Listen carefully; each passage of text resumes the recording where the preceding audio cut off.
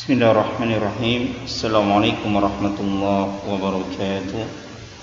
Innal hamdalillah nahmaduhu wa nasta'inuhu wa nastaghfiruh wa na'udzu billahi min shururi anfusina wa min sayyiati a'malina.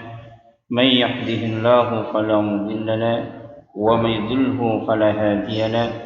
Asyhadu an la ilaha illallah wahdahu la syarika lahu وأشهد أن محمدا عبده ورسوله يا أيها الذين آمنوا اتقوا الله حق تقاته ولا تموتن إلا وأنتم مسلمون فإن أصدق الحديث كتاب الله وخير الهدي هدي محمد صلى الله عليه وسلم وشر الأمور محدثاتها فإن كل محدثات بدعة وكل بدعة ضلالة وكل ضلالة في النار اللهم انفعنا بما علمتنا وعلمنا ما ينفعنا وزدنا علما. Ikhwani wa akhwati fillah rahimani wa rahimakumullah jami'an. Pertama-tama marilah kita berdoa kepada Allah Subhanahu wa taala dengan seluruh nama-namanya yang husna dan sifat-sifatnya yang mulia. Semoga Allah Subhanahu wa taala memberikan kita taufik untuk dapat mentahqiq, merealisasikan tauhid dengan sempurna, yang dengannya Allah Subhanahu wa taala masukkan kita ke dalam surganya tanpa hisab dan tanpa adab. Dan kita berdoa kepada Allah Subhanahu wa taala semoga kita semua termasuk dari orang-orang yang jika Allah berikan nikmat kita bersyukur, jika kita mendapatkan musibah kita bersabar, dan tatkala kita berbuat dosa kita beristighfar dan bertobat kepada Allah Subhanahu wa taala. Ikhwani wa akhwati fillah rahimani wa rahimakumullah jami'an. Kita lanjutkan kajian kita membahas kitab Tauhid yang ditulis oleh Syekh Muhammad bin Abdul Wahhab. Pada pertemuan yang telah lalu kita sudah menyelesaikan bab yang pertama, itu bab yang berbicara tentang kedudukan dan makna dari tauhid. Insyaallah taala pada kesempatan kali ini kita akan lanjutkan pembahasan kita membahas kitab tauhid, yang pada pertemuan kali ini kita akan membahas bab yang kedua, yaitu bab yang diberikan judul oleh beliau babun fadlut tauhid wa ma yukaffiru minadz dzunub. Bab keutamaan tauhid, dan di antara keutamaan tauhid adalah dapat menghapus dosa-dosa. Adapun pada bab kedua ini ada 3 poin yang insyaallah kita akan jelaskan. Yang pertama adalah hubungan bab ini dengan bab sebelumnya. Poin yang pertama adalah hubungan bab ini dengan bab sebelumnya, yang ana ambil penjelasannya dari kitab I'anatul Mustafid. Kemudian yang kedua adalah penjelasan judul bab yang ana ambil dari kitab Tamhid. Kemudian yang ketiga adalah penjelasan dalil, nanti ana banyak mengambilnya dari kitab I'anatul Mustafid yang ditulis oleh Syekh Shalih Al-Fauzan. Kita masuk pada poin yang pertama, hubungan bab ini dengan bab sebelumnya. Dikatakan dalam kitab I'anatul Mustafid bahwasanya hubungan bab ini dengan bab sebelumnya munasabatun dhahiratun. Ini hubungannya sangatlah jelas. Yang mana Syekh Muhammad bin Abdul Wahhab tatkala beliau menjelaskan pada bab yang pertama, bab yang sebelumnya, beliau menjelaskan tentang kedudukan tauhid, beliau menjelaskan tentang hakikat dan makna dari tauhid yang dituntut berdasarkan Al-Qur'an dan hadis-hadis Rasulullah sallallahu alaihi wasallam, yang mana hakikatnya setiap manusia dituntut untuk mentauhidkan Allah Subhanahu wa taala, baik tauhid rububiyah, uluhiyah maupun tauhid asma wa sifat.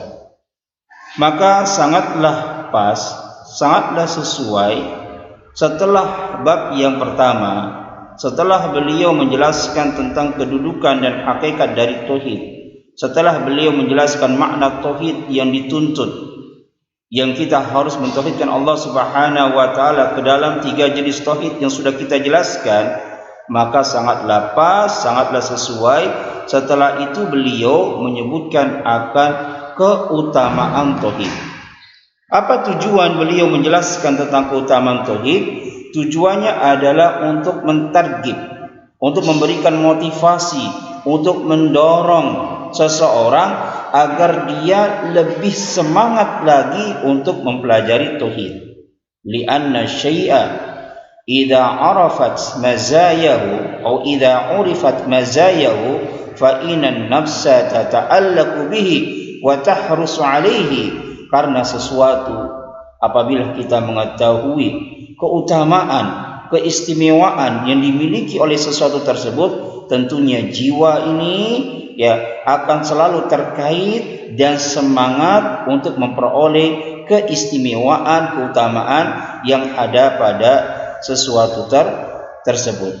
Maka di sini dijelaskan oleh Syekh Shalih Al-Fauzan dalam kitabnya I'anatul Mustafid bahwa tatkala Syekh Muhammad bin Abdul Wahhab pada bab yang pertama membawakan tentang keutamaan, membawakan tentang kedudukan tauhid, hakikat tauhid, makna tauhid, kemudian setelah itu beliau menjelaskan tentang keutamaan tauhid, hal ini menunjukkan akan kejelian yadullu ala daqqati fahmihi. Ini menunjukkan akan kejelian, akan pemahaman Syekh Muhammad bin Abdul Wahhab. Kenapa? Li'annahu law dzakara fadlat tauhid qabla an yubayyana makna tauhid lam yakun munasiban. Karena kalau seandainya beliau terlebih dahulu menjelaskan tentang keutamaan tauhid sebelum menjelaskan makna tauhid, maka ini tidak sesuai. Dalam artian seandainya kalau bab yang kedua ini diletakkan pada bab yang pertama, langsung beliau berbicara tentang keutamaan tauhid, tapi tidak menjelaskan tentang hakikat dari tauhid, maka hal ini tidaklah sesuai. Fala budda, maka seharusnya seseorang itu dia harus menjelaskan hakikat dari sesuatu, harus menjelaskan makna dari sesuatu. Tsumma ba'da dzalika, kemudian setelah itu, setelah dia menjelaskan hakikat dari sesuatu, setelah dia menjelaskan makna dari sesuatu, baru setelah itu dia menjelaskan akan keutamaan.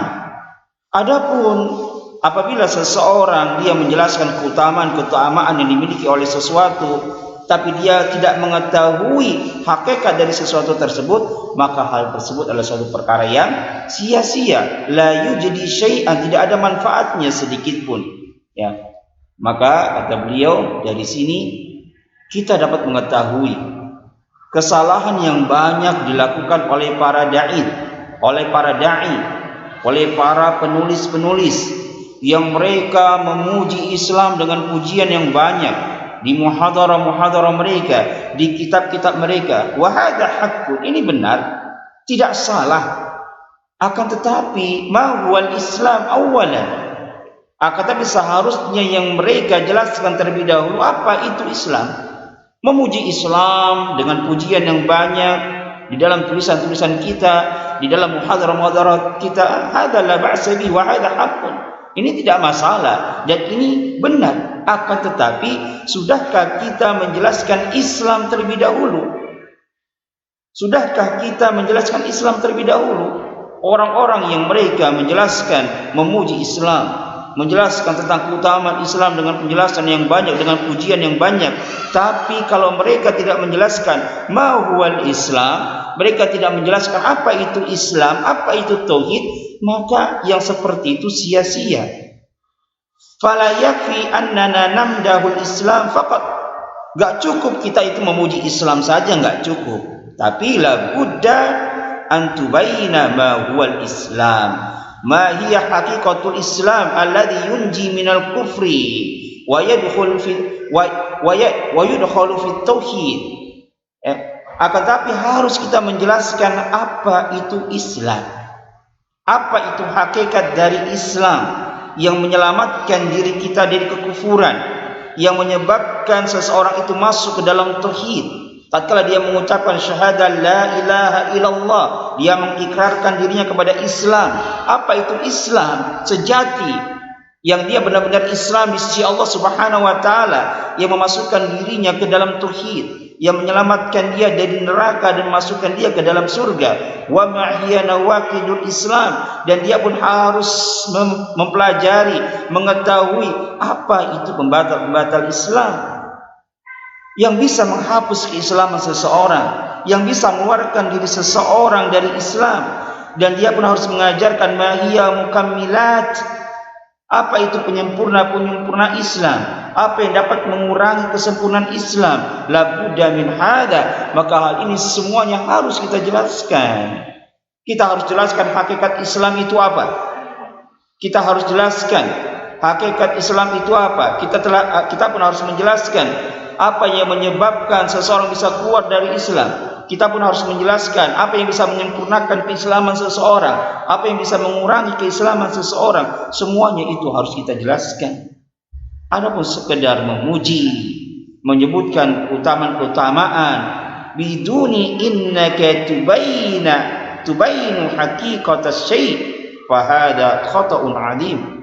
Ya, tanpa kita menjelaskan hakikat dari sesuatu tersebut, tanpa kita menjelaskan hakikat dari Islam, maka hal tersebut adalah kesalahan yang sangat besar. Kita harus menjelaskan apa itu Islam.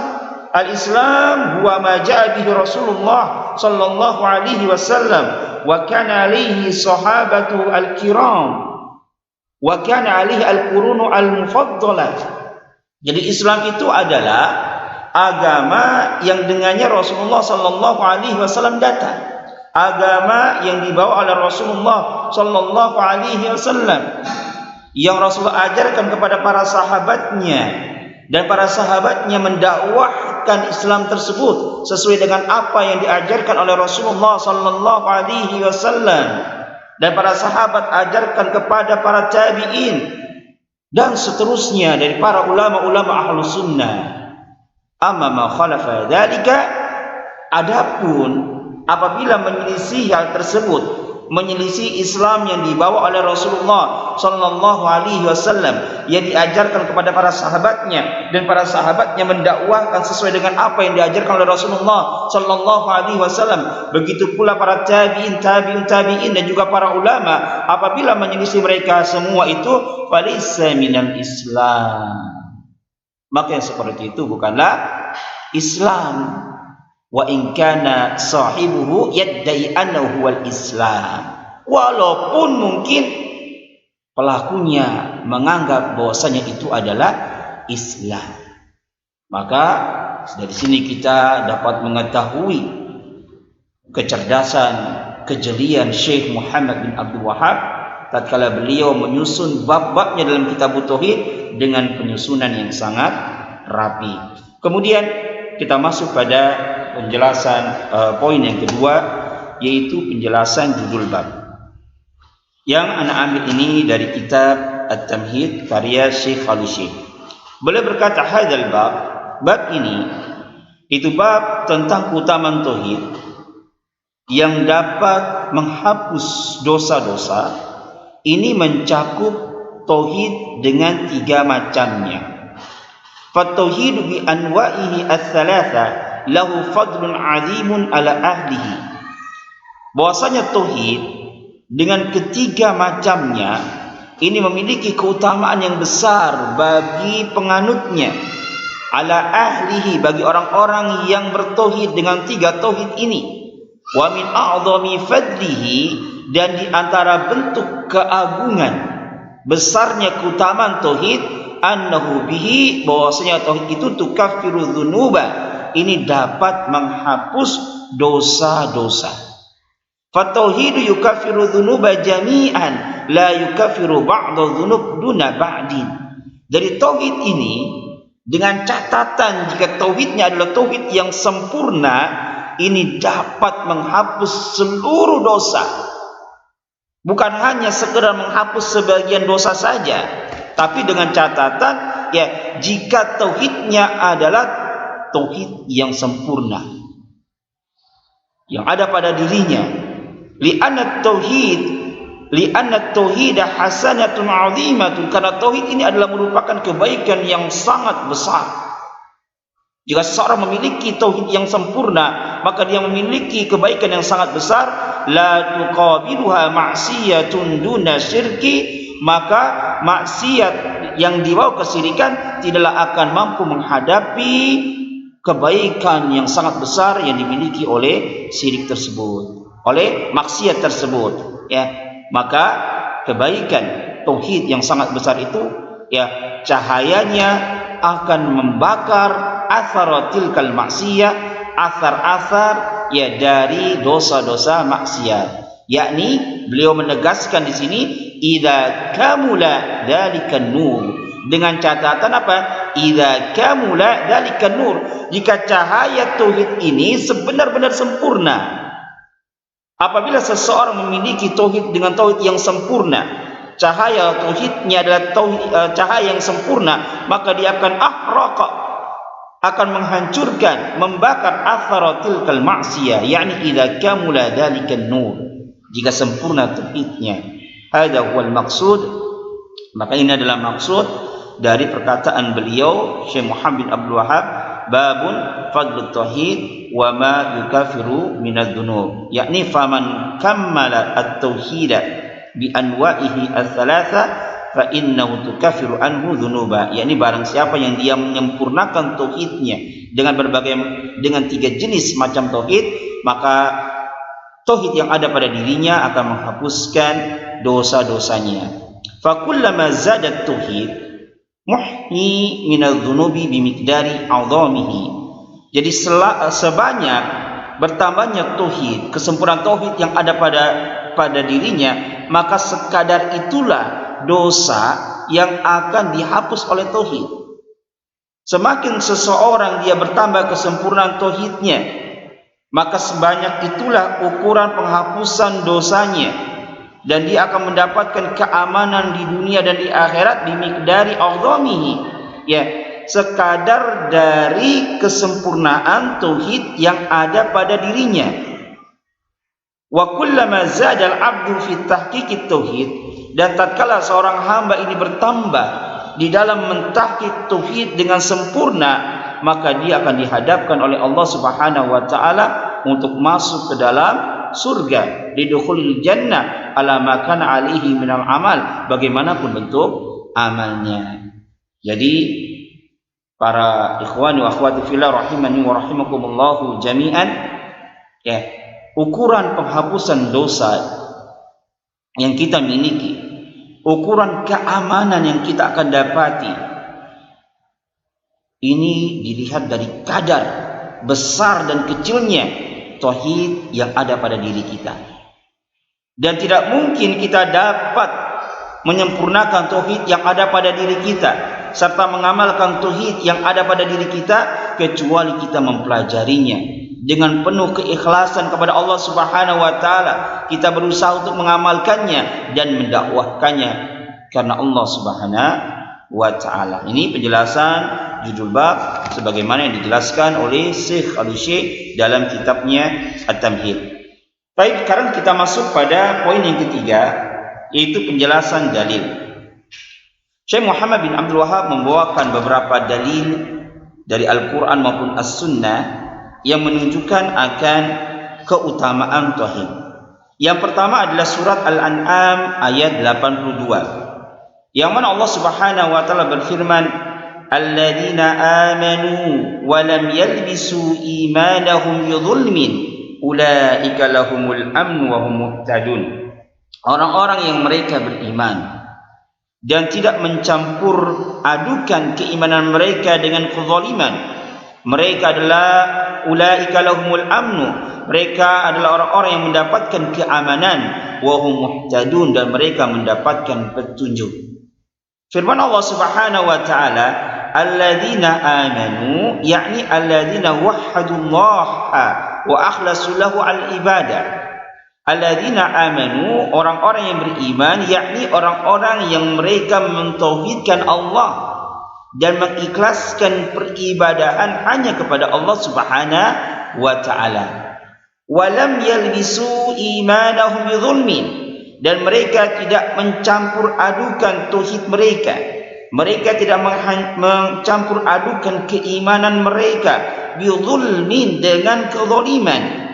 Ma huwa az-zulmu fi hadhihi al-ayah? Apakah yang dimaksud dengan zalim di dalam ayat ini? Al-muradu bidzulmi huna huwa asyirku. Kezaliman yang dimaksud di dalam ayat ini adalah kesyirikan. Kama ja'at fi tafsiri dzalika fi sahihain min hadis Ibnu Mas'ud, sebagaimana yang telah datang tafsirnya di dalam kitab Sahihain dari hadis Ibnu Mas'ud, anna Nabiyya sallallahu alaihi wasallam qala fi hadhihi al-ayah, bahwasanya Nabi sallallahu alaihi wasallam membacakan ayat yang mulia ini. Kemudian tatkala para sahabat merasa berat dengan ayat yang mulia ini, waqalu, dan mereka para sahabat berkata, ya Rasulullah, aina lam yalbis imanahu bidzulmin? Siapa di antara kita yang tidak mencampur adukan keimanannya dengan kezaliman? Para sahabat mengira kezaliman dalam ayat ini adalah kezaliman yang umum. Maka Rasulullah sallallahu alaihi wasallam pun bersabda, laisal ladzi tadhhabuna ilaihi, bukan hal itu yang kalian maksud, bukan. Adzulmu asyirku, kezaliman di dalam ayat ini adalah kesyirikan. Alam tasma'u liqaulil abdi salih, tidakkah kalian pernah mendengar perkataan seorang hamba yang salih? Inna syirka la zulmun azim, surat Luqman ayat 13. Sesungguhnya kesyirikan adalah kezaliman yang sangat besar. Hadis ini diriwayatkan oleh Al-Imam Bukhari dan Muslim. Fadzulmu huna, maka kezaliman yang dimaksud dalam ayat ini fi muradi syari', yang diinginkan oleh sang pembuat syariat, yaitu Allah Subhanahu wa taala, adalah asyirku. Maka maksud Syekh Muhammad bin Abdul Wahhab membawakan ayat ini tentang keutamaan tauhid adalah untuk menjelaskan keutamaan orang-orang yang beriman kepada Allah, orang-orang yang mentauhidkan Allah, yang dia hanya beribadah kepada Allah dan tidak mencampur adukan keimanannya dan tauhidnya dengan kesyirikan. Anna lahu al-amnu tam, anna lahu al-amnatan, maka dia akan mendapatkan keamanan yang sempurna, wal ihtida'atam, dan petunjuk yang sempurna. Fahada huwa munasabatul ayah lil bab, dan inilah yang menunjukkan akan hubungan bab ini dengan hubungan antara bab ini, ayat ini, dengan bab yang berbicara tentang keutamaan tauhid. Jadi orang-orang yang dia mentauhidkan Allah Subhanahu wa taala, yang tidak melakukan kesyirikan, maka Allah berikan dia keamanan yang sempurna dan petunjuk yang sempurna, baik di dunia maupun di akhirat, sebagaimana yang nanti insyaallah kita akan jelaskan di akhir penjelasan ayat yang mulia ini. Jadi makna ayat yang mulia ini, yakni alladzina amanu wa lam yalbisu imanahum bisyirkin, alladzina amanu wa lam yalbisu imanahum bisyirkin. Jadi makna ayat ini adalah orang-orang yang beriman, walam yalbisu imanahum bisyirkin, dan mereka tidak mencampur adukan keimanan mereka dengan kesyirikan. Ulaika lahumul amnu wa hum muhtadun, maka mereka akan mendapatkan keamanan dan akan mendapatkan petunjuk. Ya. Kemudian dijelaskan di sini oleh Syaikh Al-Fauzan dalam kitabnya I'anatul Mustafid, beliau berkata, wa qad bayyana ahlul ilmi anna zulma thalathatu anwa', dan ahlul ilmi sungguh telah menjelaskan bahwasanya zalim itu ada 3 macam. Yang pertama, wa huwa a'dhamuha, yang pertama, dan ini adalah bentuk kezaliman yang paling zalim, yang paling besar, yakni zulma syirki, kezaliman dengan bentuk berbuat kesyirikan. Allah Subhanahu wa taala berfirman, inna syirka la zulmun azim, sesungguhnya kesyirikan itu adalah merupakan kezaliman yang sangat besar. Yang jadi pertanyaan kita, Limadza sumiya asyirku dzulman? Mengapa kesyirikan itu dinamakan dengan kezaliman?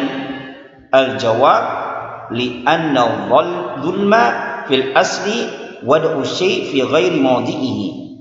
Karena makna dari zalim itu adalah menempatkan sesuatu bukan pada tempatnya. Jadi kenapa sih kesyirikan itu dinamakan dengan kezaliman? Karena hakikat asal dari makna zalim adalah wada'u syai' fi ghairi mawdi'ihi, menempatkan sesuatu bukan pada tempatnya. Wa syirku maknahu, adapun syirik maknanya adalah wad'ul ibadati fi ghairi mawdi'iha, menempatkan ibadah bukan pada tempatnya.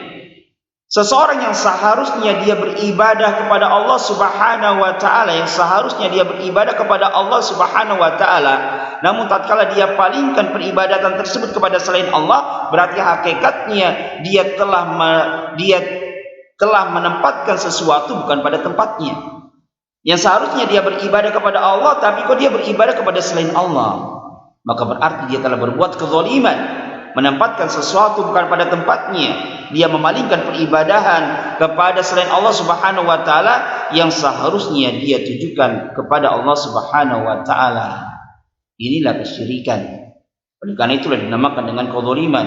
Wa hadza a'zamu dzulmi, dan kesyirikan adalah kezaliman yang paling besar. Kenapa? Di annahum lamma wadau al-ibadah fi ghairi mawdi'ihi a'tuha li ghairi mustahiqiha. Dan kezaliman syirik adalah merupakan kezaliman yang paling besar dikarenakan tatkala mereka meletakkan ibadah bukan pada tempatnya, a'tuha li ghairi mustahiqiha, berarti dia telah memberikan ibadah tersebut kepada yang bukan haknya.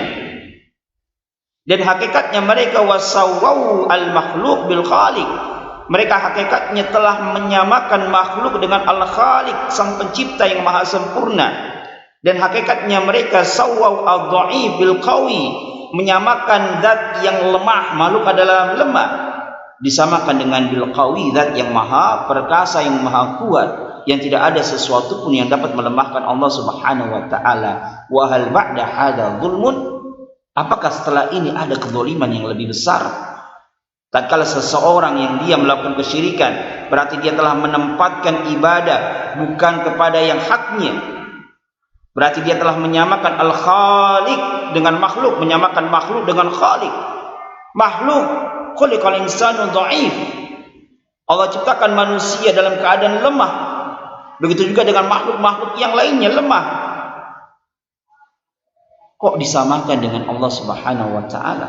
Zat yang maha perkasa, zat yang maha sempurna, yang tidak ada kekurangan sedikit pun. Kita saja kalau disamakan dengan anak TK mungkin marah. Antuna, mahasiswa-mahasiswi UGM, Masya Allah, antum cerdas sekali, seperti anak TK. Tersinggung kita. Lalu bagaimana tatkala ada seseorang yang menyamakan Al-Khaliq dengan makhluk? Oleh karena itulah dosa syirik dengan kesyirikan yang akbar Allah tidak ampuni, dikekalkan selama-lamanya di dalam neraka. Ini zalim yang pertama, yaitu kezaliman dengan melakukan kesyirikan, wa huwa a'dhamu dzulmi, dan ini adalah kezaliman yang paling besar. Kemudian yang kedua, bentuk kezaliman yang kedua adalah zulmul abdi nafsahu bil ma'asi. Zulmul abdi nafsahu bil ma'asi, itu seorang hamba berbuat zalim kepada dirinya. Bagaimana bentuk seorang hamba ini berbuat zalim kepada dirinya? Bil ma'asi, itu tatkala dia melakukan perbuatan maksiat dengan berbagai macam bentuknya, dalam artian di bawah kesyirikan, di bawah dari kesyirikan. Seseorang yang dia berzina, seseorang yang dia minum minuman keras, seseorang yang dia mendengarkan musik, seseorang yang dia memakan harta riba, memakan harta anak yatim, seseorang yang dia durhaka kepada kedua orang tuanya, ya. Maka tatkala seseorang dia melakukan perbuatan maksiat, maka hakikatnya dia menzalimi dirinya sendiri. Wal 'asi innama zalama nafsahu. Orang yang berbuat zalim, orang yang berbuat maksiat, wal 'asi, orang yang berbuat maksiat, innama zalama nafsahu. Maka sesungguhnya dia telah menzalimi dirinya. Mengapa? Mengapa orang yang dia berbuat maksiat, dia makan harta riba, dia korupsi, kok hakikatnya menzalimi dirinya? Bukankah enak dia jadi orang kaya, menikmati kemaksiatan yang dia lakukan? Kenapa hakikatnya dikatakan telah menzalimi dirinya sendiri? Li'annahu arada nafsahu lil uqubah. Karena hakikatnya ya dia telah menyerahkan dirinya untuk disiksa oleh Allah Subhanahu wa taala. Tatkala seorang berbuat maksiat, maka seakan-akan dia telah menyerahkan dirinya untuk disiksa oleh Allah Subhanahu wa taala, menyerahkan badannya, anggota badannya untuk disiksa oleh Allah Subhanahu wa taala di dalam api neraka. Oleh karena itulah orang yang berbuat maksiat hakikatnya dia menzalimi dirinya sendiri. Dia telah menghadapkan dirinya terhadap apa? Ukubah Allah Subhanahu wa taala. Sementara yang wajib atas diri kita adalah menyelamatkan diri kita dari siksa api neraka, dari hukuman Allah Subhanahu wa taala dengan meletakkan diri kita pada tempatnya, yaitu melakukan ketaatan kepada Allah Subhanahu wa taala. Adapun orang yang dia melakukan kemaksiatan, maka hakikatnya dia telah merugikan dirinya sendiri. Dia telah berbuat zalim kepada dirinya sendiri. Dia telah menghadapkan dirinya terhadap ukubah Allah Subhanahu wa taala. Allah taala berfirman, "Qul innal khasirina alladzina khasiru anfusahum wa ahlihim yaumal qiyamah." Katakanlah ya Muhammad kepada manusia, innal khasirina alladzina khasiru anfusahum wa ahlihim yaumal qiyamah. Sesungguhnya orang-orang yang merugi adalah orang-orang yang mereka merugikan diri-diri mereka sendiri dan keluarga-keluarga mereka pada hari kiamat. Ala dzalika huwal khusranul mubin. Ketahuilah bahwasanya demikian itu adalah merupakan kerugian yang sangat nyata. Ini bentuk kezaliman yang kedua. Seorang yang dia berbuat zalim kepada dirinya dengan melakukan perbuatan maksiat. Karena seseorang tatkala dia telah melakukan perbuatan maksiat, berarti dia telah menyerahkan dirinya untuk disiksa oleh Allah Subhanahu wa taala di dalam api neraka. Kemudian yang ketiga, zulmul abdi linnas. Seorang hamba berbuat zalim kepada orang lain dengan mengambil atau mencuri harta orang lain, atau dengan melampaui batas kepada orang lain, ya, merusak kehormatan orang lain dengan berbuat ghibah, namimah, menuduh dengan tuduhan yang dusta, menumpahkan darah dan yang semisalnya, memukul, melukai seseorang. Ya, ini adalah bentuk zalim yang ketiga. Seseorang berbuat zalim kepada orang lain. Orang lain ya menjadi rugi, terugikan atas perbuatan dirinya. Ima mungkin diambil hartanya, disobek-sobek kehormatannya, kemudian dipukul, dilukai badannya dan yang semisalnya dari bentuk-bentuk berbuat zalim kepada manusia. Hada hiya anwa'udz zulmi. Inilah tiga bentuk kezaliman yang dijelaskan oleh para ulama. Kemudian Syekh Shalih Al-Fauzan menjelaskan di sini, ama an-naw'u al-awwal. Adapun jenis kezaliman yang pertama, wa huwa zulmu syirki, itu kezaliman dengan bentuk melakukan kesyirikan. Fahadha la yakfirhum Allah abadan illa bitaubah. Maka perbuatan zalim ini tidaklah Allah Subhanahu wa taala mengampuni selama-lamanya kecuali pelakunya bertobat. Jadi kezaliman seorang hamba tatkala dia melakukan kesyirikan, maka bentuk zalim yang seperti ini, yaitu dengan melakukan kesyirikan, Allah nggak akan ampuni selama-lamanya illa bitaubah, kecuali dengan cara dia bertobat. Sebagaimana firman Allah Subhanahu wa taala, innallaha la yaghfiru ayyushraka bihi wa yaghfiru ma duna dzalika liman yasha. Sesungguhnya Allah Subhanahu wa taala la yaghfiru ayyushraka bihi, tidaklah mengampuni dosa kesyirikan, wa yaghfiru ma duna dzalika liman yasha, dan Allah mengampuni dosa di bawah kesyirikan bagi orang-orang yang Allah kehendaki. Ini jenis kezaliman yang pertama, yaitu kesyirikan, yang Allah tidaklah mengampuni pelakunya selama-lamanya kecuali pelakunya bertobat kepada Allah Subhanahu wa taala sebelum matinya.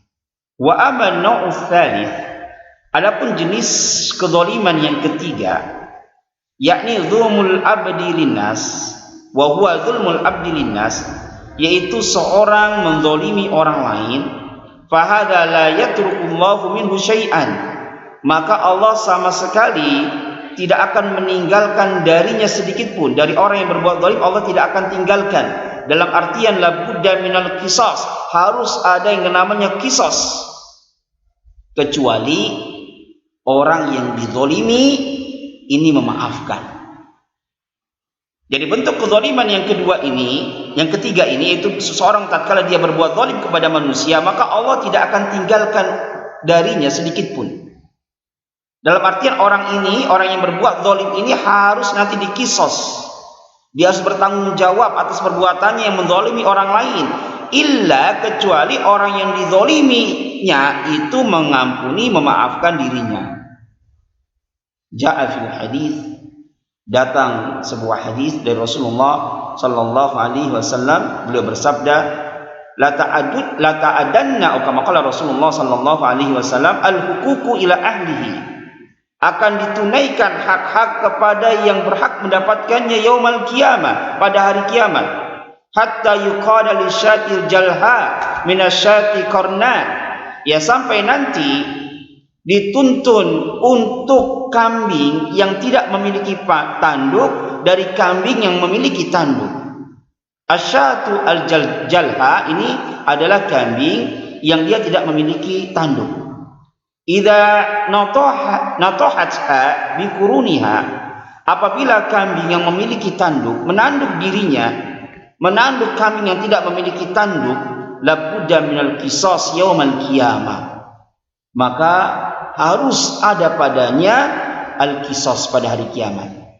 Hatta bainal bahaim, ya sampai-sampai di antara binatang-binatang ternak. Sebagaimana Allah Ta'ala berfirman, wa idzal wuhusu husirat, yakni tuhsaru al-bahim yaumal qiyamah, itu tatkala dikumpulkan al-bahim pada hari kiamat. Wa yuqtassu ba'duha min ba'din, maka di antara binatang-binatang tersebut saling mengkisos antara yang satu dengan yang lainnya. Jadi apabila ada seekor kambing yang waktu di dunia dia memiliki tanduk dan pernah menanduk seekor kambing yang tidak memiliki tanduk, maka nanti kambing yang memiliki tanduk ini yang pernah menanduk temannya akan dikisos. Ya, Allah akan mengkisos binatang-binatang ternak. Maka setelah mereka saling mengkisos, yaqulu laha, maka Allah pun berkata, kuni turaban, jadilah turab, debu. Fa inda dzalika, maka tatkala yang seperti itulah, yaqulul kafir, berkata seorang yang kafir, ya laitani kuntu turaba, coba seandainya saya menjadi debu saja. Ini perkataan orang kafir tatkala Allah merubah para binatang-binatang menjadi debu. Orang kafir pun berandai-andai, ya laitani kuntu turaba, coba seandainya saya jadi debu. Penyesalan letaknya di akhir. Maka wakadzalika banu Adam, maka demikian pula dengan manusia, yuqasu al-qisas bainahum yaumal qiyamah, maka mereka akan dikisos di antara mereka pada hari kiamat. Orang yang berbuat zalim nanti akan dikisos, akan diadili oleh Allah Subhanahu wa taala di hadapan orang yang dizalimi. Maka hati-hatilah kita dari berbuat zalim kepada orang lain. Karena Allah tidak akan meninggalkannya. Selama orang yang kita zalimi ini tidak memaafkan kita, kita akan dikisos nanti di hadapan Allah. Ya, di hadapan Allah Subhanahu wa taala bersama orang yang kita zalimi. Dan ini pun hiburan bagi orang-orang yang terzalimi. Kalau kita dizalimi, uang kita diambil, kehormatan kita dicoreng orang lain, sabar. Ya, sabar. Ya, hak-hak kita pasti akan kita dapatkan. Kalau kita tidak dapatkan di dunia, yakinilah Allah akan berikan hak kita di akhirat. Amanau tsani, adapun jenis kezaliman yang kedua, wa huwa dzulmul abdi li nafsihi bima duna syirki, yaitu seorang hamba yang dia menzalimi dirinya sendiri yang di bawah kesyirikan, dalam artian dia melakukan suatu kemaksiatan, keharaman, tapi keharaman dan kemaksiatan tersebut di bawah kesyirikan, fahadab tahta masyiatillah, maka yang seperti ini di bawah kehendak Allah Subhanahu wa taala. Insyaallah ghufira lahu, jika Allah menghendaki ghufira lahu, maka Allah akan mengampuninya. Insya'a adzaba bihi, tapi kalau Allah menghendaki, Allah akan menyiksa dirinya. Jadi seseorang tatkala dia berbuat zalim kepada dirinya dengan melakukan kemaksiatan, maka dosa zalim yang seperti ini tahta masyiatillah, maka di bawah kehendak Allah. Jika Allah menghendaki Allah mengampuninya, maka Allah ampuni. Jika Allah menghendaki Allah mengadabnya, maka dia akan diadab oleh Allah Subhanahu wa taala. Oleh karena itulah, ya, sebagaimana dikatakan oleh ahlul ilmi, ad-dawawinu salasa, mahkamah atau peradilan yang akan Allah tegakkan nanti pada hari kiamat, ada 3 bentuk mahkamah. Ada 3 bentuk mahkamah atau 3 bentuk peradilan. Yang pertama, diwanu la yaghfiruhullahu, peradilan yang Allah tidak akan mengampuni peradilan tersebut. Apa itu? Wa huwa asyirku, itu tatkala Allah mengadili orang-orang yang melakukan kesyirikan, maka Allah Subhanahu wa taala tidak akan mengampuninya. Kemudian yang kedua adalah diwanu la yatrukullahu minhu syai'an, itu peradilan yang Allah tidak akan tinggalkan darinya sedikit pun, yaitu peradilan tatkala seseorang berbuat zalim kepada orang lain. Dan yang ketiga adalah diwanu tahta masyiatillah, yaitu diwan peradilan yang dibawa kehendak Allah Subhanahu wa taala. Jika Allah menghendaki untuk mengampuni pelakunya, maka Allah ampuni, dan jika Allah Subhanahu wa taala menghendaki untuk mengadab pelakunya, maka Allah akan mengadabnya. Ini bagi orang-orang yang berbuat maksiat di bawah kesyirikan. Kemudian di sini kita jelaskan kembali firman Allah Subhanahu wa taala, alladzina amanu wa lam yalbisu imanahum bidzulmin ulaika lahumul amnu wa hum muhtadun. Jaa adzulmu fil ayah munakkiran. Antum lihat, zalim yang datang pada ayat ini bentuknya nakirah fi siyakin nafi, ya, bentuknya nakirah dalam konteks kalimat peniadaan. Yang ini menunjukkan akan keumuman, ya. Lakin apakah yang dimaksud dengan di sini adalah keumuman dalam bentuk kezaliman? Ya, dengan 3 jenis macam yang sudah kita jelaskan di sini. Sementara Rasulullah sallallahu alaihi wasallam menafsirkan zalim yang dimaksud di sini adalah zalim yang syirik. Sementara dalam ayat ini bentuknya nakirah. Maka di sini dijelaskan, lakin al-muradu bil umumi huna al-umumu alladhi yuradu bihi al-khusus. Akan tetapi yang diinginkan keumuman di sini adalah keumuman yang diinginkan akan yang khusus. Maksudnya apa? Anna lafzahu am walakin yuradu bihi al-khusus. Lafadznya am, tapi yang diinginkan adalah yang khusus. Yakni wa huwa khususu ahadi anwa'i dzulmi wa huwa asyirku. Ya. Yang diinginkan di sini adalah khusus satu macam dari jenis-jenis kezaliman yang 3, yaitu kesyirikan. Sehingga ya keumuman di sini adalah keumuman fi anwa'i syirki, keumuman dari macam-macam kesyirikan. la fi anwa'i dzulmi kulliha, bukan kekhususan, keumuman di dalam macam-macam kezaliman. Jadi yang diinginkan di dalam ayat ini sebagaimana yang dijelaskan oleh Syekh Al-Syekh dalam kitabnya Tamhid adalah keumuman macam-macam kesyirikan, bukan keumuman macam-macam kezaliman. Fayakunu makna al-ayat, maka makna dari ayat ini alladzina amanu wa lam yalbisu imanahum bizulmin, yakni lam yalbisu tauhidahum bi nau'in min anwa'is syirki, yakni mereka tidak mencampurkan tauhid mereka bi nau'in dengan macam dari macam-macam kesyirikan. Dan firman Allah Subhanahu wa taala ulaika lahumul amnu, maka mereka akan mendapatkan keamanan. Hal muradu bihi, yang jadi pertanyaan, apakah yang dimaksud di sini adalah al-amnu al-mutlaqu? Al-amnu al-mutlaqu, maksudnya al-amnu al-mutlaqu adalah al-amnu al-kamil. Jadi ini istilah para ulama, ada al-amnu al-mutlaqu, al-amnu al-mutlaqu, ada yang kedua adalah mutlaqul amni. Al-amnu al-mutlaqu ini susunannya adalah na'at wal man'ut. Al-imanu al-mutlaqu, ya. Atau susunan yang kedua adalah mutlaqul amni, mutlaqul iman, mutlaqul iman. Kalau kita kaitkan dengan keimanan, ya. Nanti kaidahnya kalau dia susunannya na'at man'ut, maka al-mutlaq di situ maknanya adalah al-kamil. Al-amnu al-mutlaqu yaitu keamanan yang sempurna.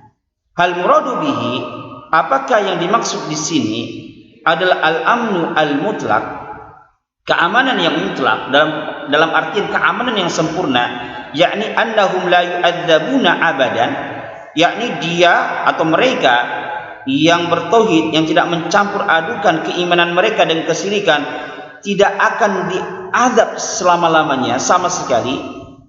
Au al-muradu mutlaqul amni, atau yang dimaksud di sini adalah mutlaqul amni, dia mendapatkan asal dari keamanan.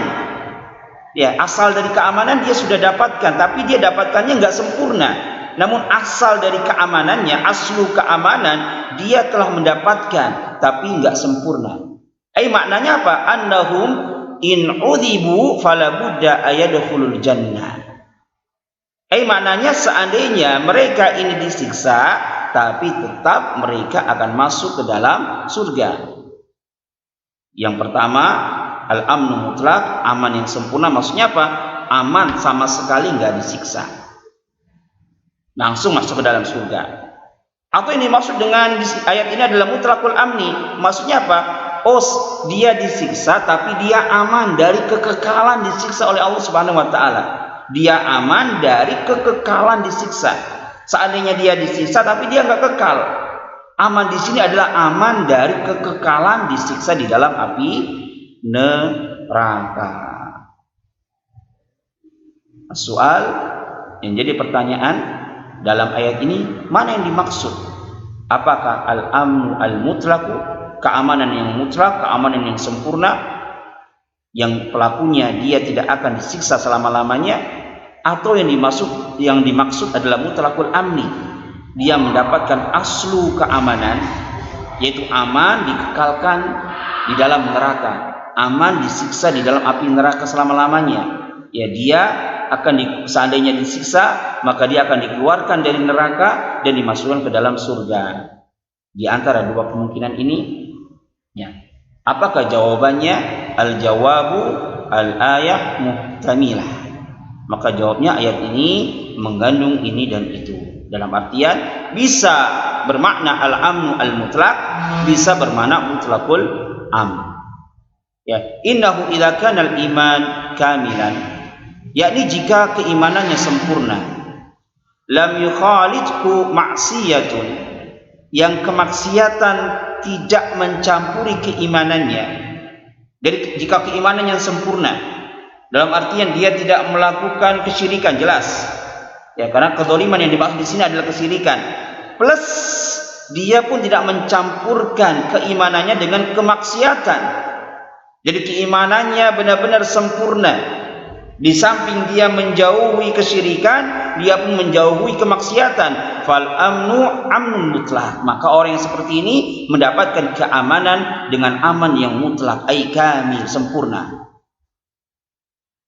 Ya. Wa idza kana al-iman mutlaqul iman, namun jika keimanannya adalah mutlaqul iman, maksudnya adalah ghairu kamil, tidak sempurna.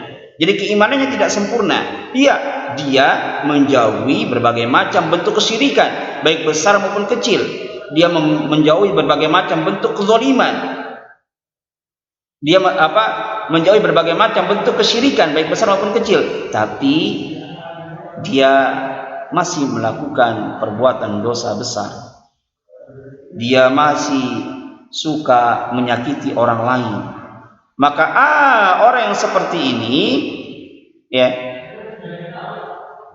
keamanannya tidak sempurna. Falahu mutlaqul amni, ai amnun naqisun. Dia mendapatkan keamanan yang nakis, seperti orang yang melakukan perbuatan dosa besar. Aminun minal khuludi finnar. Dia aman dari kekekalan di dalam neraka.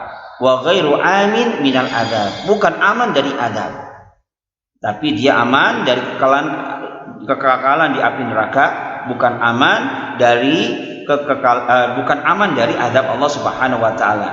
Orang yang seperti ini yang imannya nakis, dia masih melakukan dosa-dosa besar, maka orang ini wa huwa aminun minal khuludi finnar. Dia aman dari kekekalan di dalam api neraka, wa ghairu aminin minal adab. Bukan orang yang aman dari azab. Bal tahta al-masyiati, tapi dia berada di kehendak Allah Subhanahu wa taala. In udhiba fala budda ayadkhulul jannah. Jika seandainya dia disiksa, maka pasti dia akan dikeluarkan dari siksaan api neraka dan dimasukkan ke dalam surganya Allah Subhanahu wa taala. Walakila tafsiraini fal ayatu tadullu ala fadli tauhid. Maka dua tafsiran ini pun tetap menunjukkan akan kesempurnaan iman.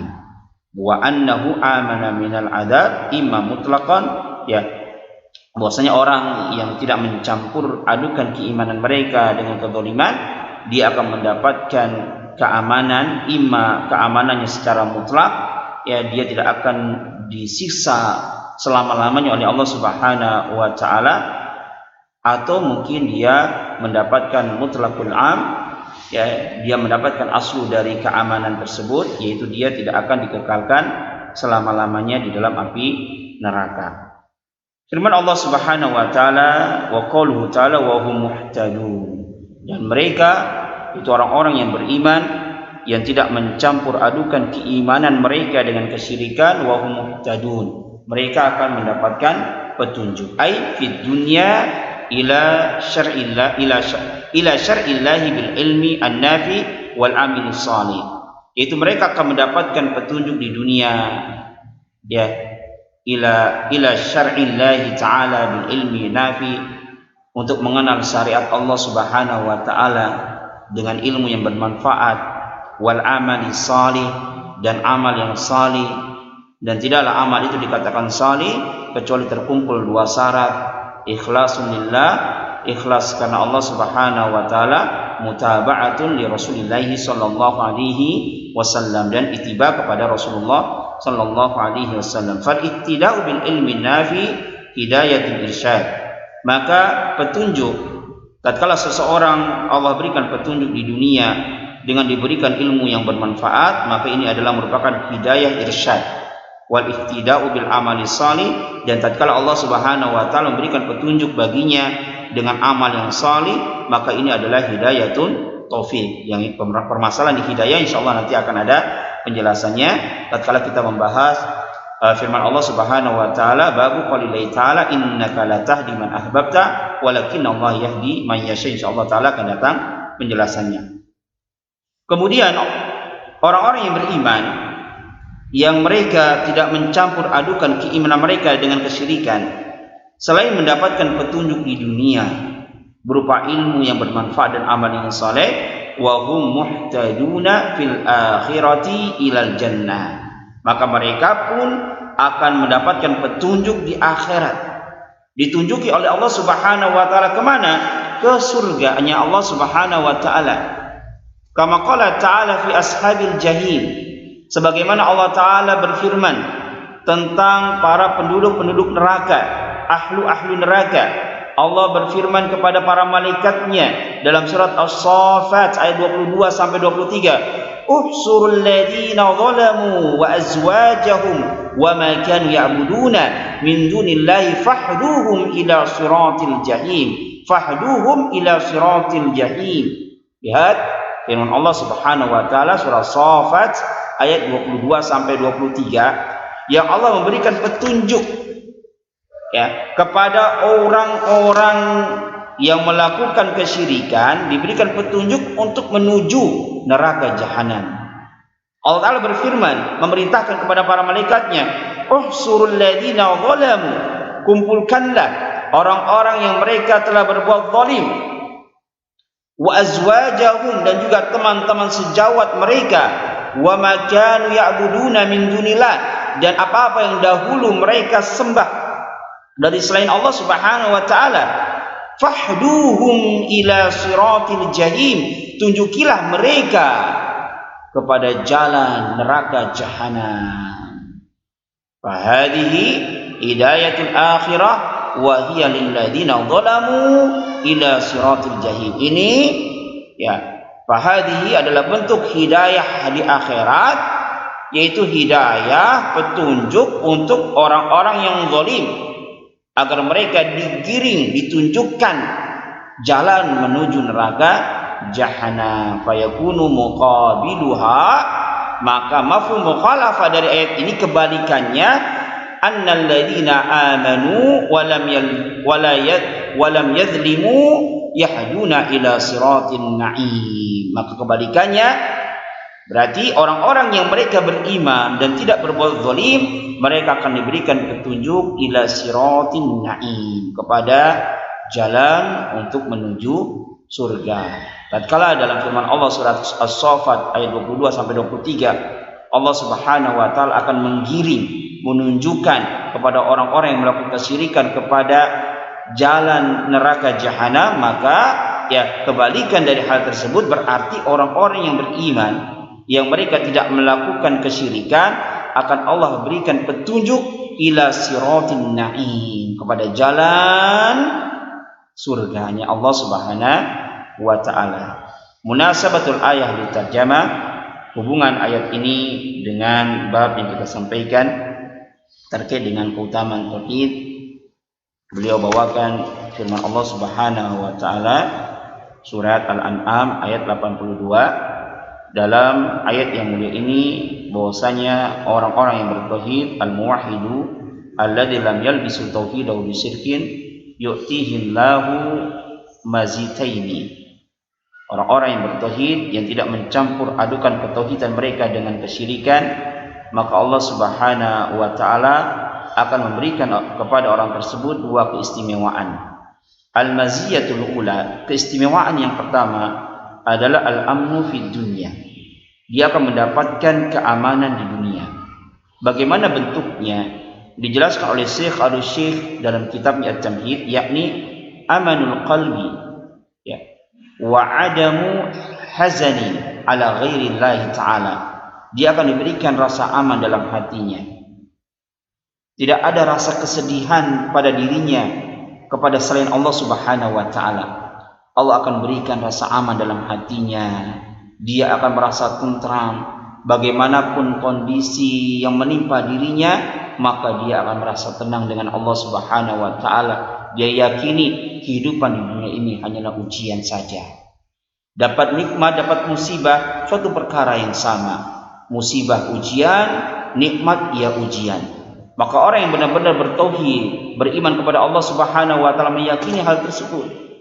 Dia dapat nikmat oleh Allah, dari Allah Subhanahu wa taala, dia ngerti ini ujian. Kalau saya bersyukur, maka saya lolos dari ujian. Tapi kalau saya kufur, berarti saya enggak lolos dari ujian Allah Subhanahu wa taala. Tatkala dia mendapatkan musibah, dia tahu bagaimana sikap yang benar dalam menghadapi musibah. Oh, ini ujian. Kalau saya bersabar dan saya bertobat kepada Allah Subhanahu wa taala, maka saya telah lulus ujian. Karena dia yakin tidaklah musibah yang menimpa dirinya kecuali hal tersebut dikarenakan dosa yang dia lakukan. Ma nazala bala'un illa bidhunub. Ya, tidaklah bala itu turun kecuali disebabkan karena dosa. Ya, ma nazala al bala illa bidhunub. Tidaklah bala itu, musibah itu turun kecuali dengan sebab karena dosa-dosa. Ya, dan tidaklah diangkat wala rufi'a al bala illa bitaubah, dan tidaklah bala atau musibah itu bisa diangkat kecuali dengan cara bertobat. Maka orang yang bertauhid ini memahami hal tersebut. Tatkala dia dapat nikmat, dia bersyukur kepada Allah Subhanahu wa taala, dia tidak kufur, tenang hatinya. Tatkala dia mendapatkan musibah, maka dia bersabar dan dia segera bertobat kepada Allah Subhanahu wa taala karena dia yakin ma nazala al bala illa bidhunub. Tidaklah musibah itu turun kecuali disebabkan karena dosa-dosa yang dilakukannya, dan dia pun tahu wala rufi'a illa bitaubah, dan musibah tidaklah diangkat kecuali dengan bentuk taubat. Maka begitu pula keadaan kita sekarang ini, ya, Covid, corona yang menimpa diri kita, negeri kita, yakinilah hal ini disebabkan karena dosa-dosa yang kita lakukan. Maka kalau kita ingin musibah ini diangkat oleh Allah Subhanahu wa taala, tidak ada jalan bagi kita illa bitaubat, kecuali dengan cara bertobat kepada Allah Subhanahu wa taala. Ini bentuk keamanan yang pertama, al-amnu fid dunya, yakni amanul qalbi. Dia aman dari hatinya, aman, tidak ada rasa sedih kepada selain Allah Subhanahu wa taala. Kalau ada permasalahan, maka dia adukan semuanya hanya kepada Allah Subhanahu wa taala. Kemudian al-amnu fil akhirah. Bentuk keamanan yang kedua adalah aman di akhirat, yakni al-amnu minal adab. Dia aman dari adab. Ya, imma aman dari adab, sama sekali tidak akan diadab oleh Allah Subhanahu wa taala baik di alam kubur maupun nanti di akhirat, ataupun dia aman dari kekekalan disiksa oleh Allah Subhanahu wa taala di dalam api neraka. Kemudian al-maziyah ats-tsaniyah, keutamaan yang kedua adalah keistimewaan yang kedua adalah al-hidayatu fid dunya. Dia akan mendapatkan hidayah di dunia dan juga al-hidayah fil akhirah, dan hidayah di akhirat. Dia akan ditunjuki oleh Allah Subhanahu wa taala tatkala dia hidup di dunia. Bagaimana bentuknya? Yakni wa huwa al-ihtida'u bil ilmi nafi wal amali salih. Allah akan berikan dia petunjuk dengan Allah berikan dia ilmu yang bermanfaat dan amal yang saleh.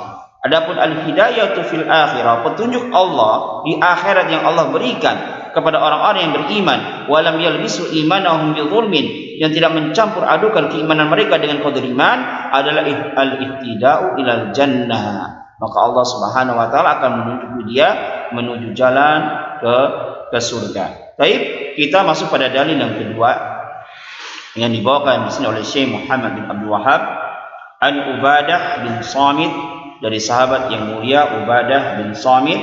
Beliau berkata, qala Rasulullah sallallahu alaihi wasallam, Rasulullah sallallahu alaihi wasallam bersabda, man syahida an la ilaha illallah wahdahu la syarika lah, barang siapa yang bersaksi bahwa tidak ada ilah yang berhak diibadahi dengan benar melainkan Allah semata, yang tidak ada sekutu baginya, wa anna Muhammadan abduhu wa rasuluh, dan dia bersaksi bahwasanya Muhammad adalah hamba Allah dan Rasulnya, wa anna Isa Abdullah wa rasuluhu, dan dia pun bersaksi bahwasanya Isa adalah hamba Allah dan Rasulnya, wa kalimatuhu alqaha ila Maryam wa ruhu minhu, dan dia bersaksi bahwasanya kalimatnya lah yang disampaikannya kepada Maryam serta ruh darinya, wal jannata haqqun, dan dia bersaksi bahwa surga adalah benar adanya, wan nara haqqun, dan neraka adalah benar adanya, adkhalahullahu jannata ala ma kana minal amal, maka Allah Subhanahu wa taala akan masukkan dia ke dalam surga bagaimanapun amal yang telah dia perbuat. ala qaulin, tafsiran dari ala ma kana minal amal. Nanti insyaallah kita akan jelaskan ada dua tafsiran dari para ulama makna dari ala ma kana minal amal. Hadis ini diriwayatkan oleh Imam Bukhari dan Muslim. Sahabat Ubadah bin Samit bin Qais al-Ansari, ini termasuk dari pembesar dari kaum Ansar yang beliau wafat pada tahun 34 Hijriah berumur 72 tahun. Beliau menyampaikan sabda Rasulullah sallallahu alaihi wasallam, "Man syahida an la ilaha illallah." Barang siapa yang bersaksi bahwa tidak ada ilah, tidak ada sesembahan yang berhak disembah dengan peribadahan yang benar illallah, kecuali Allah, yakni maknanya man nataqa bi syahadat, barang siapa yang dia mengucapkan syahadat ini, dia bersaksi mengucapkan la ilaha illallah arifan li ma'naha, dalam keadaan mengetahui akan maknanya, amilan bimaqtadaha, dan dia bimuqtadaha, dia mengamalkan kandungannya, muqinan biha, dan dalam keadaan meyakini akan kandungan dari makna la ilaha illallah. Hadza huwa makna syahida an la ilaha illallah. Ini adalah makna dari persaksian la ilaha illallah. Dalam artian sebagaimana dijelaskan oleh Syekh Shalih Al-Fauzan dalam kitabnya I'anatul Mustafid, suatu persaksian tidaklah dikatakan persaksian, terutama persaksian akan kalimat yang sangat agung la ilaha illallah, kecuali terkumpul beberapa syarat. Ya, terkumpul beberapa syarat. Haruslah buddha ayatawaffar, harus terkumpul beberapa syarat. Yang pertama adalah apa? An-nutqu biha, mengucapkan persaksian tersebut. Orang tidaklah dikatakan dia bersaksi kecuali dia harus mengucapkan apa yang dia persaksikan. Yang kedua adalah al-ilmu bimaknaha, mengilmui akan maknanya. Kalau orang seseorang tidaklah akan dikatakan dia telah bersaksi kalau dia tidak mengilmui apa yang dia persaksikan. Orang itu dijadikan saksi misalnya dalam suatu persidangan, tentunya dia harus mengetahui apa yang sedang dia persaksikan tersebut. Kalau tidak, maka ditolak persaksiannya. Maka lebih-lebih lagi akan persaksian kalimat yang agung, kalimat la ilaha illallah. Yang pertama dia harus mengucapkan apa yang dia persaksikan, lisannya harus mengucapkan la ilaha illallah. Kemudian dia pun harus apa? Al-ilmu bimaknaha, mengilmui akan makna la ilaha illallah dengan pengilmuan yang benar, yaitu la ma'buda bihaqqin illallah. Tidak ada sesembahan yang berhak disembah kecuali Allah Subhanahu wa taala. Yang ketiga al-yaqinu biha, dan dia harus meyakini, bukan hanya sekedar mengilmui, tapi pun dia harus meyakini apa yang dia persaksikan. Kalau dia masih ragu-ragu akan persaksiannya, maka tidak dinamakan dengan persaksian. Dan yang keempat al-amalu bimuqtadaha, dan dia harus mengamalkan kandungannya. Apa bentuk persaksian kandungan, mengamalkan kandungan dari kalimat la ilaha illallah, yaitu menunggalkan Allah dalam peribadahan dan meninggalkan peribadahan kepada selain Allah Subhanahu wa taala. Hadza huwa makna syahida an la ilaha illallah. Inilah makna dari persaksian la ilaha illallah. Fa idza lam yuntik, apabila seseorang tidak mengucapkan yantik walam yantik, ya dia tidak mengucapkan la ilaha illallah, fa innahu la yuhkamu bi Islam, maka orang tersebut tidaklah dihukumi Islam. Jadi apabila seseorang dia tidak mau mengucapkan kalimat la ilaha illallah, la yuhkamu bi islamihi, tidaklah dihukumi keislamannya, walau kana ya'rifuha bi qalbihi, walaupun dia mungkin mengetahui akan makna dari kalimat tersebut dalam hatinya. Sebagaimana siapa? Sebagaimana orang-orang musyrikin zaman dahulu yang diperangi oleh Rasulullah sallallahu alaihi wasallam. Sebagaimana Abu Thalib pamannya Rasulullah sallallahu alaihi wasallam yang dia mengakui akan kebenaran kalimat la ilaha illallah, Dia pernah mengatakan walaqad dzanantu bi anna dina Muhammadan khairu adyanil bariyah. Ya, saya benar-benar meyakini bahwasanya agama yang dibawa oleh Muhammad adalah sebaik-baik agama di muka bumi ini. Ini perkataan siapa? Abu Thalib. Dia yakin. Tapi kenapa tidak dihukumi dengan Islam? Padahal dia yakin agama yang benar adalah agama yang dibawa oleh Muhammad sallallahu alaihi wasallam. Bahkan mayoritas orang-orang kufar pada saat itu pun meyakini seperti itu. Sebabnya apa? Dikarenakan mereka tidak mau mengucapkan persaksian tersebut. Ya. Maka seseorang yang dia enggan, tidak mau mengucapkan syahadat ini, fahadha la yu'tabar musliman hatta yantiku bi syahadah. Maka orang yang seperti ini tidaklah dianggap seorang muslim sampai dia mengucapkan syahadat tersebut. Berdasarkan sabda Rasulullah sallallahu alaihi wasallam, umirtu an uqatila nas hatta yaqulu la ilaha illallah. Aku diperintahkan untuk memerangi manusia sampai mereka mengucapkan la ilaha illallah. Wa kadzalika, dan demikian pula orang yang mengucapkan la ilaha illallah dengan lisannya, walakinnahu la ya'taqiduha fi qalbihi, tapi dia tidak meyakini di dalam hatinya, hadza aidan laisa bimuslim. Maka orang yang seperti ini pun bukan muslim. Orang yang mengucapkan la ilaha illallah walakinnahu la ya'taqiduha fi qalbihi, tapi hatinya tidak meyakini akan kandungan makna dari la ilaha illallah, laisa bimuslim bal huwa munafiq. Maka orang yang seperti ini bukanlah muslim, bahkan dia adalah orang munafik. Yang mana orang-orang munafik yaquluna la ilaha illallah wa hum fid darkil asfali minan nar. Dikatakan yang mana orang-orang munafik, mereka mengucapkan la ilaha illallah wa hum fid darkil asfali minan nar, tapi mereka tetap berada di kerak api neraka. Limada? Kenapa? Padahal mereka kan mengucapkan la ilaha illallah. Kok bisa-bisanya mereka disiksa di neraka yang paling dalam? Li'annahum la ya'taqiduna ma'naha. Karena mereka tidak meyakini akan maknanya. Ini orang munafik. Ya.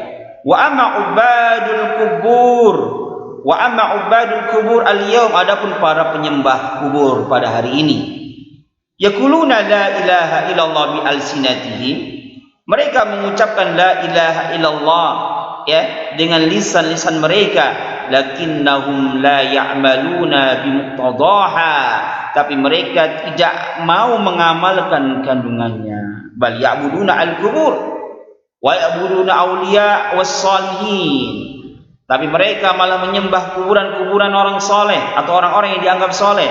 Mereka berdoa kepada para wali dan orang-orang soleh. Fahum aqarru biha lafdhan wa khalafuha ma'nan. Mereka menetapkan kalimat la ilaha illallah lafdhan, hanya sekedar ucapan saja. Wa khalafuha ma'nan, tapi hakikatnya mereka menyelisihi persaksian mereka secara makna. Orang musyrikin jahadu lafdhaha wa ma'naha. Ya, fal musyrikuna jahadu lafdhaha wa ma'naha. Mereka mengingkari lafaz dan maknanya. Wal kuburiyun, dan orang-orang kuburiyun aqarru bi lafdhiha wa jahadu ma'naha.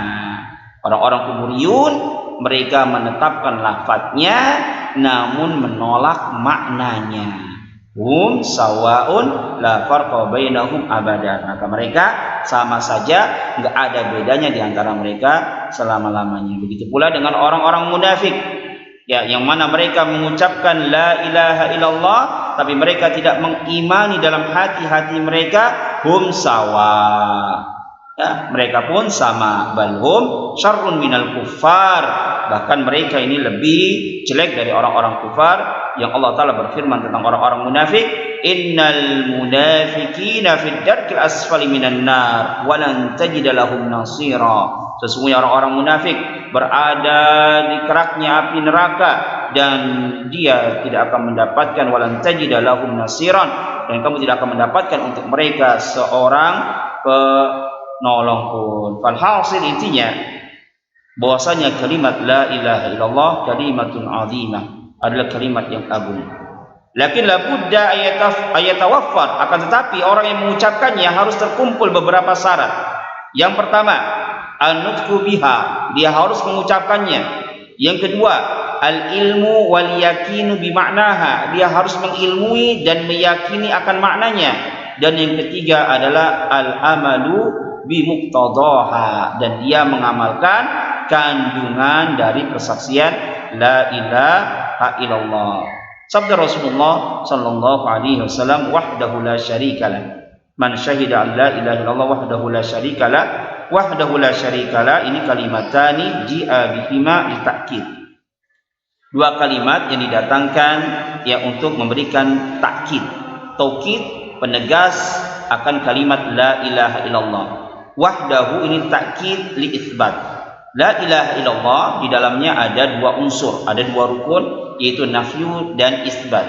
La ilaha nafyun, illallah isbat.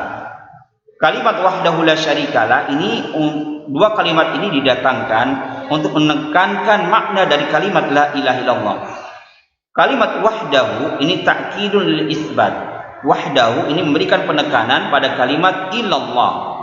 La syarikalah, adapun kalimat la syarikalah ini ta'kidun li nafi, ini memberikan penekanan pada kalimat la ilaha. La ilaha, la syarikalah ini memberikan penekanan pada kalimat la ilaha, adapun wahda memberikan penekanan pada kalimat illallah. Jadi kalimat man syahida la ilaha illallah wahdahu la syarikalah dijelaskan oleh Syekh Al-Utsaimin dalam kitabnya At-Tamhid, wahdahu la syarikalah ini adalah ta'kidun ba'da ta'kidin. La ilaha illallah, pada kalimat la ilaha illallah ini sudah ada unsur takkid, sudah ada unsur penekanan. Ya, karena di kalimat ini mengandung unsur nafyu wal isbat. Diawali dengan nafyu, la, kemudian datang isbat. Ini dari sisi sini pun sudah menunjukkan takkid. Kemudian ditambah lagi wahdahu la syarikalah untuk mentakkidkan kalimat la ilaha illallah. Sehingga wahdahu la syarikalah ini adalah ta'kidun ba'da ta'kidin. Ta'kidun ba'da ta'kidin. Mungkin ini dulu yang bisa Anda sampaikan. Insyaallah pada pertemuan yang akan datang kita akan lanjutkan hadis yang mulia ini. Apabila ada benarnya maka semata-mata datangnya dari Allah Subhanahu wa taala, dan apabila ada salahnya maka ini semata-mata datangnya dari diri ana dan dari syaitan, dan ana beristighfar kepada Allah Subhanahu wa taala. Wa akhiru da'wana alhamdulillahi rabbil alamin. Assalamualaikum warahmatullahi wabarakatuh.